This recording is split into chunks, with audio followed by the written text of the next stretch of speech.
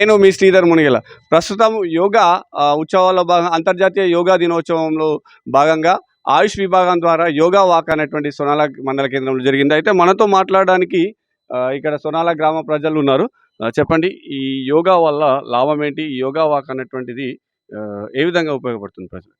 ముందుగా ఈ కార్యక్రమాన్ని ఏర్పడేసినటువంటి సోనాల యోగా ఇన్స్ట్రక్టర్ యోగిత గారికి శుభాకాంక్షలు తెలియజేస్తూ, ఈరోజు ప్రపంచ 2006 యోగా ప్రపంచ దినోత్సవం పురస్కరించుకొని ఈ నెల 21న ప్రపంచ యోగా దినం జరుపుకుంటాం. దాని సందర్భంగానే ఈరోజు సోనాల గ్రామంలో యోగా మీద అవగాహన ర్యాలీ నిర్వహించి గ్రామ ప్రజలకు మంచి ఆరోగ్యాన్ని ఇవ్వాలని, అదేవిధంగా యోగా జీవితంలో భాగం అవ్వాలని ఈరోజు ఏర్పాటు చేసిన కార్యక్రమం. ఇందులో ప్రతి ప్రాణికి ఆరోగ్యం చాలా అవసరం. అందులో మనం మనుషులం కాబట్టి మన ఆయుష్ పెంచుకోవడానికి కావచ్చు, ఆరోగ్యం కాపాడుకోవడానికి కావచ్చు. కాబట్టి యోగా జీవితంలో భాగం అవ్వాలి. ఇది ఇప్పటి నుంచే కాదు, 25 సంవత్సరాలు పైగా యోగా అనేది నడుస్తూ ఉన్నది. కాబట్టి మనమే భారతదేశం నుంచే ప్రపంచానికి యోగాను నేర్పించిన సందర్భంగా ఈరోజు చాలా సంతోషంగా ఉంది.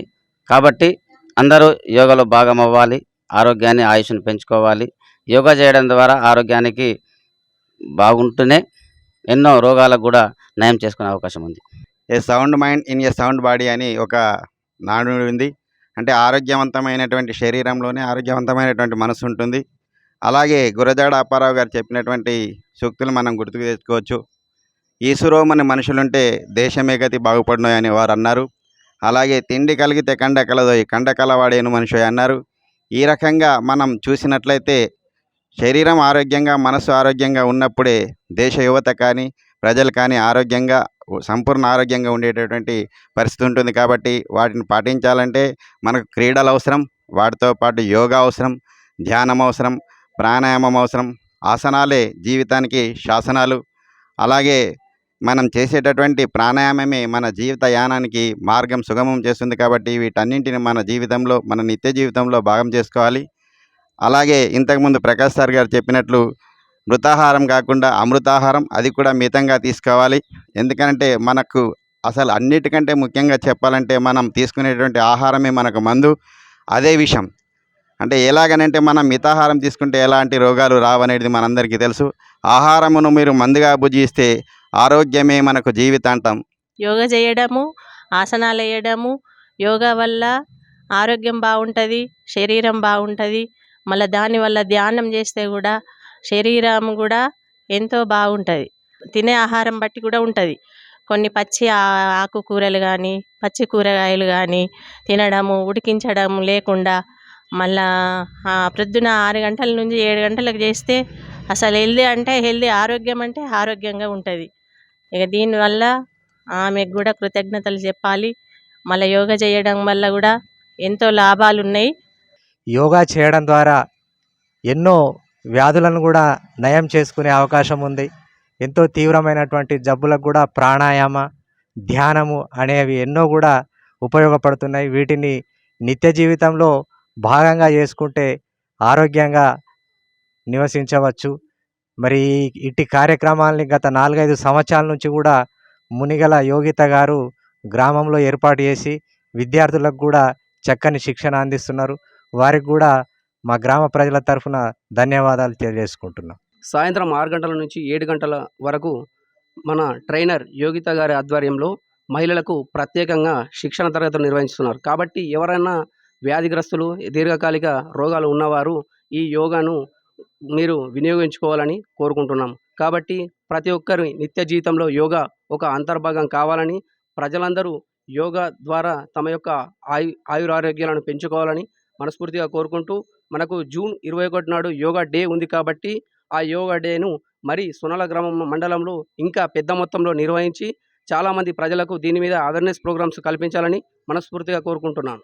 ఈరోజు సోనాల మండల కేంద్రంలో అంతర్జాతీయ యోగా దినోత్సవం సందర్భంగా సోనాలలో మార్నింగ్ వాక్ నిర్వహించడం జరిగింది.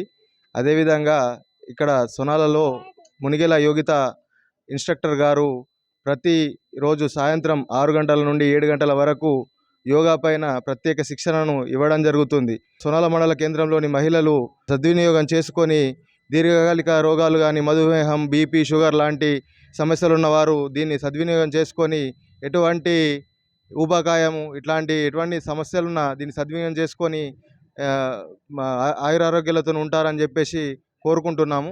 అంతర్జాతీయ యోగా డేస్ని ఈరోజు సొనాల మండలంలో ర్యాలీగా నిర్వహించడం జరిగింది. ఈ యోగా వల్ల ఆరోగ్యము మరియు మన ప్రతి ఒక్కరూ యోగా చేయడం వల్ల ఎన్నో రోగాలు కూడా తగ్గుతాయి.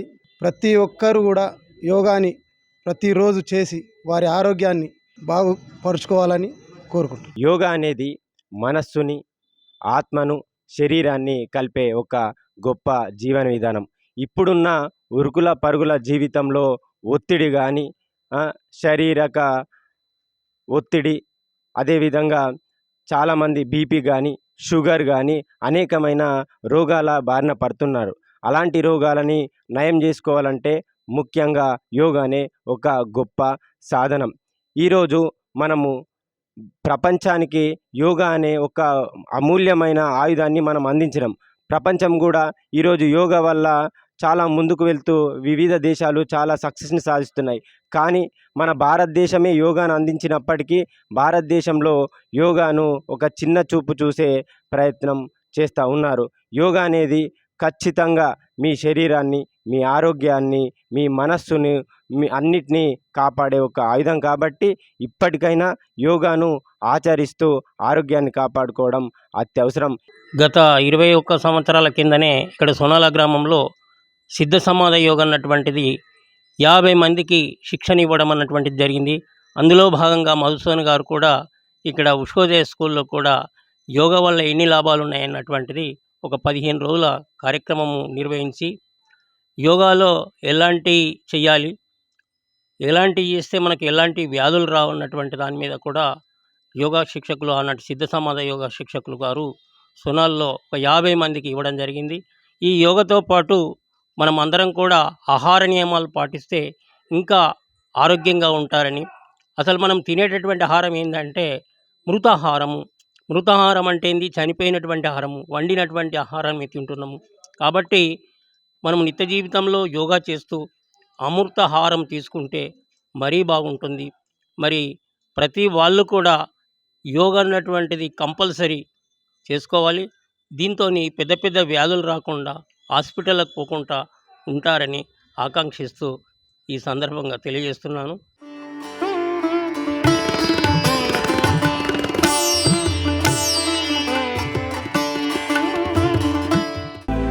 Mind Media, the voice of India.